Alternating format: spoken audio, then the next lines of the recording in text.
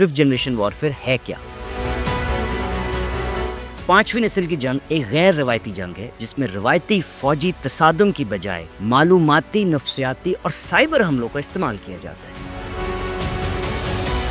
ये जंग अब मैदान जंग तक महदूद नहीं रही। ये जंग दुश्मन के जहनों पर हमला करने, गलत मालूमात फैलाने और अवामी राय को मुतासिर करने के जरिए लड़ी जाती है। इस जंग में फिजिकल मैदान की बजाय मीडिया, सोशल मीडिया और टेक्नोलॉजी का इस्तेमाल किया जाता है।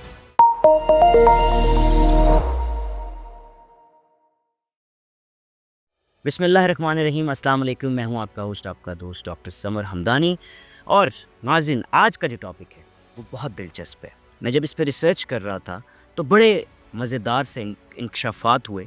और वो ऐसे इंकशाफात नहीं है कि जब आप देखते हैं या आपको पता लगता है कि ऐसा भी होता है। वो ऐसे हैं कि जब आप सोचते हैं, कुछ चीज़ ऐसी होती हैं जब आप सिर्फ उसको सुनते हैं या पढ़ते हैं उनके बारे में, तो बहुत से ऐसे वाक़यात आपके ज़हन में आते हैं जिनकी क्लियरेंस बन जाती है कि हाँ, ये ऐसा हुआ होगा, ये ऐसा हो रहा है। कुछ वाक़यात तो होते हैं ना, कुछ इंकशाफात ऐसे होते हैं जो बिल्कुल ही प्रोमिनेंट हो जाते हैं कि ये ऐसे हुआ था। लेकिन कुछ ऐसे होते हैं जो इनडायरेक्ट रिलेट करते हैं। तो जो आज का हमारा मौज़ू है बड़ा दिलचस्प है, वो है 5th जनरेशन वॉरफेयर के ऊपर। ये मेरा बड़ा ही दिल पसंद टॉपिक है और मैं चाहता था कि हम इसके ऊपर बात करें ताकि हम समझ सकें कि आज किस तरह की जंगें जो बड़ी कुव्वतें हैं वो लड़ रही हैं और हम भी उसका शिकार हैं और हम उसमें धंसते चले जा रहे हैं। खैर, हम बात शुरू करेंगे 5th जनरेशन वॉरफेयर या 5वीं नस्ल की जंग इसको कहेंगे। ये एक जदीद जंगी हिकमत अमली है जो रवायती जंगों से बिल्कुल मुख्तलिफ है। ये जंग अब मैदान जंग तक महदूद नहीं रही, बल्कि साइबर स्पेस, मीडिया और मालूमात के मैदान में लड़ी जा रही है। इसमें दहशत को भी एक मौसर हथियार के तौर पर इस्तेमाल किया जाता है ताकि दुश्मन की कुव्वत को कमज़ोर किया जा सके और अवामी राय को अपने हक़ में मोड़ा जा सके। मैं अगर इसके ऊपर बात करूं तो मैं इसको कुछ हिस्सों में डिवाइड करना चाहूँगा। जो पहला हिस्सा है वो है 5वीं नस्ल की जंग क्या है, यानी कि 5th जनरेशन वॉरफेयर है क्या। तो हम इसके ऊपर अगर बात करें तो 5वीं नस्ल की जंग एक गैर रवायती जंग है जिसमें रवायती फ़ौजी तसादुम की बजाय मालूमाती, नफ्सियाती और साइबर हमलों का इस्तेमाल किया जाता है। ये जंग दुश्मन के जहनों पर हमला करने, गलत मालूमात फैलाने और अवामी राय को मुतासिर करने के ज़रिए लड़ी जाती है। इस जंग में फ़िज़िकल मैदान की बजाय मीडिया, सोशल मीडिया और टेक्नोलॉजी का इस्तेमाल किया जाता है। इस कॉन्टेक्स्ट में एक किताब का मैं जिक्र करूँगा। जब मैं रिसर्च कर रहा था, मैं पूरी नहीं पढ़ सका, मैंने थोड़ा बहुत इसमें से पढ़ा और इस वॉर को समझा। तो इस किताब का नाम है the handbook of 5th generation warfare bye Daniel Abbott, जो कि 2010 में शाया हुई। ये किताब इस 5th जनरेशन वॉरफेयर के तसव्वुरात और हिकमत अमलियों पर तफसीली बहस करती है। मुसन्निफ़ डैनियल एबट ने इसमें मालूमाती जंग, नफ्सियाती ऑपरेशंस और जदीद टेक्नोलॉजी के इस्तेमाल पर रोशनी डाली है। मैं आपको इसकी एक मिसाल ये भी दे सकता हूँ कि अभी आपने जाफ़र एक्सप्रेस का वाक़या देखा, तो जाफ़र एक्सप्रेस में होने वाले वाक़यात में जो न्यूज़ इन्फॉर्मेशन थी, जो सबसे ज़्यादा जैसे भारत की जानिब से थी, वो इतनी प्रोपागंडा थी कि जब आप उसको देखते थे तो आपको लगता था कि पाकिस्तान पूरे में ही पता नहीं हाईजैकिंग हो चुकी हुई है। फिर सारा जो मौक़िफ़ था वो BLA का दिखाया जाता था और पाकिस्तानी हुकूमत का या पाकिस्तानी जो हमारे अदारे हैं उनको बहुत ही गलत तरीके से पेश किया जा रहा था। तो ये एक 5th जनरेशन वॉर का हिस्सा हो सकती है, बल्कि है, ताकि लोगों को गलत मिसगाइड किया जाए और पूरी दुनिया को दिखाया जाए कि पाकिस्तान एक बहुत ही जो है वो अनसेफ या मैं कहूँगा इंस्टेबिलिटी वाली कंट्री है।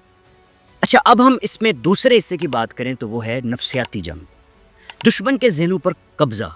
ये 5th जनरेशन वॉर में सबसे ज़्यादा अहमियत रखता है और नफ्सियाती हमलों को दी जाने वाली अहमियत इसलिए ज़रूरी है कि अगर नफ्सियाती तौर पर आप वीक कर देंगे किसी कौम को तो वो आपके हक़ में इस तरह होगा कि लोग बेहतर फ़ैसले नहीं ले सकेंगे और इंस्टेबिलिटी क्रिएट करेंगे अपने ही कौम के ख़िलाफ़।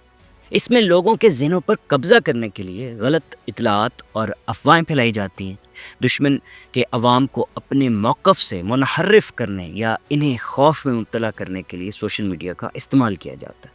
ये तरीका रवायती जंगों की निस्बत कहीं ज़्यादा ताकतवर और मौसर साबित हो सकता है क्योंकि इसमें बराह रास्त फ़िज़िकल तसादुम की ज़रूरत नहीं होती اگر میں اس کی مثال دینا چاہوں تو وہ جیسے پاکستان میں فرقہ واریت ہے. فرقہ واریت کے لیے وہ کیا کرتے ہیں کہ ایک کوئی اسپیشل پیج بنتا ہے جو کسی ایک خاص فرقے کے خلاف کوئی پوسٹ کر دیتا ہے, اور پھر اس پہ لوگ آپس میں آ کے لڑنا شروع کرتے ہیں, پھر اشتعال میں آتے ہیں, پھر فتوے لگتے ہیں اور پھر ایک دوسرے کو مارنا شروع کر دیتے ہیں. یہ بہت عام ہوتا ہے پاکستان میں. بہت سے ایسے واقعات پیش آئے تھے پہلے بھی پاکستان کی ہسٹری میں. اسپیشل ایک جھنڈ اکٹھا کیا جاتا ہے اور اس کو یوٹیلائز کیا جاتا ہے کسی شخص کے خلاف, اور صرف وہ اس لیے نہیں کیا جاتا کہ آپ کسی ایک شخص کو مار رہے ہیں, وہ ایکچولی فرقہ واریت پھیلائی جاتی ہے. تو یہ ایک اسی جو میں کہہ رہا ہوں نفسیاتی عمل کا حصہ ہے اس ففتھ جنریشن وار میں. اس کے بعد ایک اور ہم جو تیسرا حصہ ہے اسی ٹاپک کا, اس پہ اگر بات کریں گے تو وہ ہے سائبر حملے اور انٹرنیٹ کی جنگ. آپ نے دیکھا ہے کہ سائبر حملے اور انٹرنیٹ کی جنگ بڑھ رہی ہے. وہ کیسے, اگر ہم اس کے اوپر بات کریں تو یہ ایک بنیادی جز ہے ففتھ جنریشن وارفیئر کا. ہیکنگ, ویب سائٹس پر حملے اور ڈیٹا چوری کے ذریعے دشمن کے معاشیت یا حکومتی اداروں کو کمزور کیا جاتا ہے. سائبر جنگ میں خاص طور پر حساس معلومات کو ہیک کرنا اور ان معلومات کو دشمن کے خلاف استعمال کرنا شامل ہے. اس میں بلیک آؤٹ, ویب سائٹ ڈیف ایسمنٹ اور مالیاتی اداروں کے خلاف حملے بھی شامل ہیں. میں اگر کچھ حوالہ جات دینا چاہوں, لیکن پہلے میں کتاب کا ذکر کر دوں. اس کے اوپر جب میں ریسرچ کر رہا تھا تو ایک کتاب بڑی زبردست میرے سامنے آئی, وہ ہے cyber warfare, the next threat to national security and what to do about it by Richard A Clarke and Robert Knake. 2010 کی یہ شائع کتاب ہے, ضرور پڑھیے گا, بڑی انٹرسٹنگ ہے. اب میں اس کی ایک مثال ابھی آپ کو جعفر ایکسپریس سے دیتا ہوں.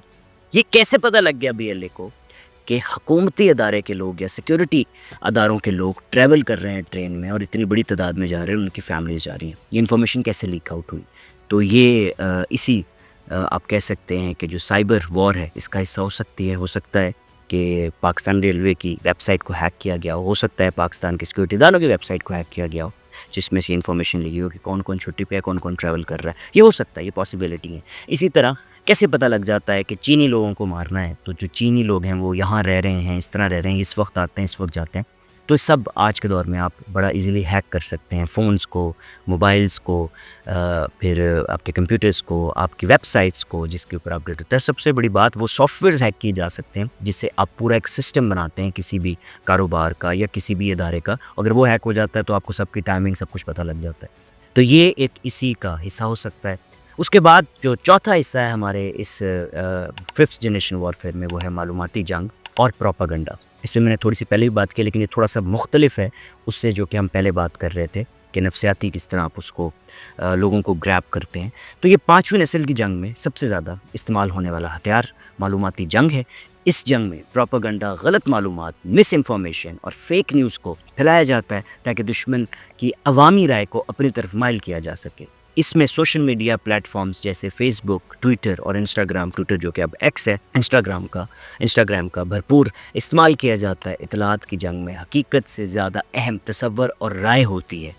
یہ ایک بہت بڑا مسئلہ ہے پاکستان میں. اگر اس کے اوپر میں ایک اور کتاب اگر آپ پڑھنا چاہتے ہیں میں اس سے کر دیتا ہوں ریفر کہ میں بھی مکمل نہیں پڑھ سکتا لیکن جو کچھ مجھے اس سے امپورٹنٹ انفارمیشن ریسرچ میں ملتی ہے میں لے لیتا ہوں. اگر آپ پڑھ سکیں ضرور پڑھیں, بہتر ہوتا ہے علم کے لیے کہ کتاب پڑھی جائے. The nature of war in the information age, David J Lonsdale کی کتاب ہے, اس کو ضرور پڑھیے گا. اب ناظرین اس کے اوپر ہم اگر بات کریں تو یہ آپ نے دیکھا ہوگا کہ سم ٹائم آپ ویوز لینے کے لیے یوٹیوب پہ رانگ جو ہے وہ تھم نیلس لگا دیتے ہیں لوگ. آپ اس کو کلک کرتے ہیں, آپ چیک کرتے ہیں تو وہ ایکچولی انہوں نے ویوز گین کرنے ہوتے ہیں. اس کے بعد ہم آتے ہیں پانچویں حصے میں, تو وہ ہے پانچویں نسل کی جنگ میں قومی سلامتی, یعنی کہ ففتھ جنریشن وار میں نیشنل سیکیورٹی. پانچویں نسل کی جنگ قومی سلامتی کے لیے ایک نیا چیلنج ہے. چونکہ اس میں فوجی کارروائیوں کی بجائے میڈیا اور سائبر حملوں کا استعمال کیا جاتا ہے تو اس لیے اس کے اثرات زیادہ دیرینہ اور پیچیدہ ہو سکتے ہیں. قومی سلامتی کے اداروں کو اس نئی نوعیت کی جنگ سے نمٹنے کے لیے جدید ٹیکنالوجی, سائبر سیکیورٹی اور انفارمیشن وارفیئر کے شعبے میں مہارت حاصل کرنے کی ضرورت ہے. ہمیں ایسے ادارے جو ہے وہ لانچ کرنے چاہیے جو اسپیشلی اس کے اوپر کام کریں, نہ کہ صرف اس کے اوپر کام کریں کہ کوئی اگر آپ پہ تنقید کر رہا ہے آپ کے غلط کام میں تو آپ اس کو بند کر دیں, وہ غلط ہے. یہ آپ کی ففتھ جنریشن وارفیئر آ رہی ہے, اس پہ کتاب ہے. تو کتاب کا نام ہے دا پینٹاگونز brain, an uncensored history of DARPA, America's top secret military research agency by Annie Jacobson. 2015 میں یہ ریلیز ہوئی تھی کتاب, اس کو ضرور پڑھیے گا, آپ کو مزہ آئے گا.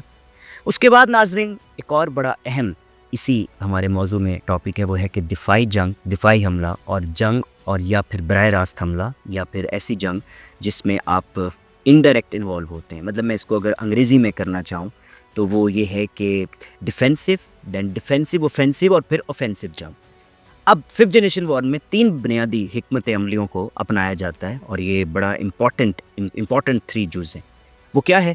جو دفاعی یا دفاعی حملے آور یا پھر براہ راست حملہ آور اور جنگ پر مبنی ہوتے ہیں. یہ حکمت عملیاں مخصوص حالات کے مطابق استعمال کی جاتی ہیں اور ہر حکمت عملی کا مقصد دشمن کی کمزوریوں کو فائدے میں تبدیل کرنا ہوتا ہے. سب سے پہلے بات کریں گے ڈیفینسو وارفیئر کی، جو کہ دفاعی جنگ ہے. دفاعی جنگ میں آپ اپنے علاقے اور وسائل کو دشمن کے حملوں سے بچانے کے لیے کوششیں کرتے ہیں.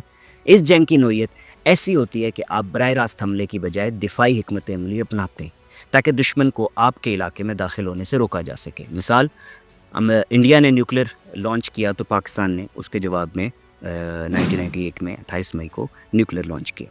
اسی طرح اس میں سائبر دفاع، معلوماتی حربے اور نفسیاتی آپریشنز کا استعمال شامل ہوتا ہے.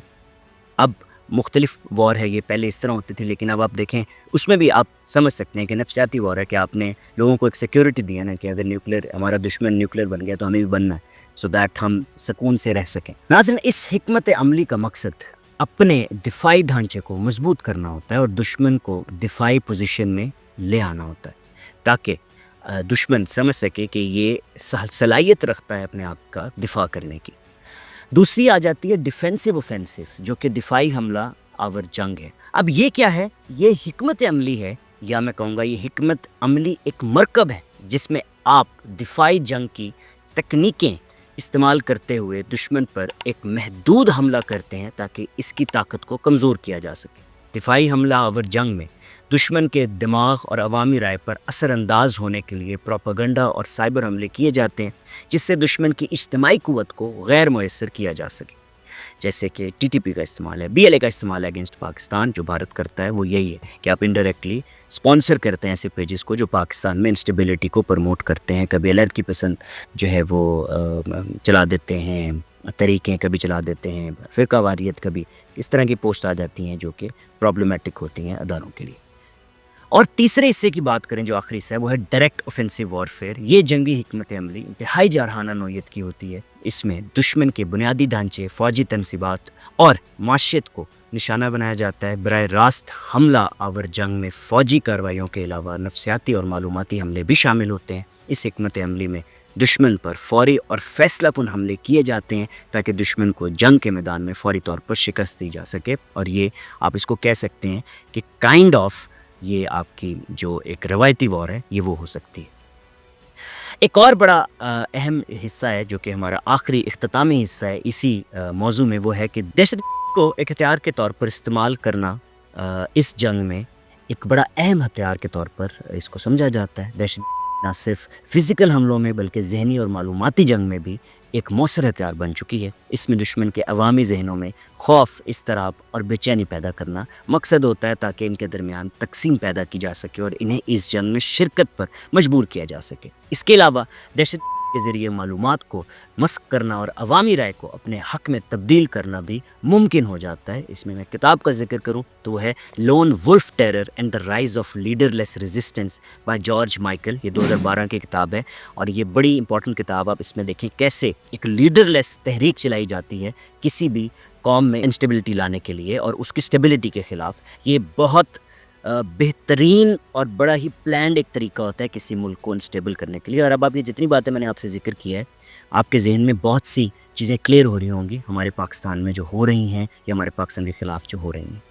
مستقبل کی اگر میں بات کروں تو کیا ہم تیار ہیں اس جنگ کے لیے؟ اگر ہم اس کا مقابلہ چاہتے ہیں تو ہمیں روایتی جنگ حکمت عملی سے آگے بڑھ کر اب جدید طریقوں کو اپنانا ہوگا. اس میں سائبر سیکیورٹی ہے، نفسیاتی آپریشنز ہیں اور میڈیا مینجمنٹ کو اہمیت دی جانی چاہیے. عالمی سطح پر اس جنگ کا اثر ہر فرد اور ریاست پر پڑتا ہے اور اسے سمجھنا اور اس کے خلاف حکمت عملی تیار کرنا ضروری ہوگا. 5th جنریشن وارفیئر نے دنیا کے دفاعی اور فوجی نقطہ نظر کو بدل کر رکھ دیا. یہ جنگ اب فزیکل میدان سے باہر نکل کر ذہنوں، معلومات اور ٹیکنالوجی کی دنیا میں منتقل ہو چکی ہے. اس میں کامیابی کا دار و مدار نفسیاتی حکمت عملیوں، سائبر سیکیورٹی اور میڈیا کے ذریعے رائے کو کنٹرول کرنے پر ہے۔ اس نئے جنگی دور میں کامیابی حاصل کرنے کے لیے نئے انداز سے سوچنا پڑے گا اور حکمت عملیوں کو استعمال کرنا ہوگا جو کہ روایتی جنگ میں ہمیں کامیاب بنا سکیں۔ سب سے پہلے ضروری ہے کہ ہمیں اپنے آپ کو ففتھ جنریشن وارفیئر میں بہتر کرنا ہوگا، اس لیے نہیں کہ ہم کوئی اٹیکر قوم بن سکیں یا کوئی جس کو میں کہوں گا انتہا پسند بن سکیں، اس لیے کہ ہم اپنا دفاع بہتر طریقے سے کر سکیں۔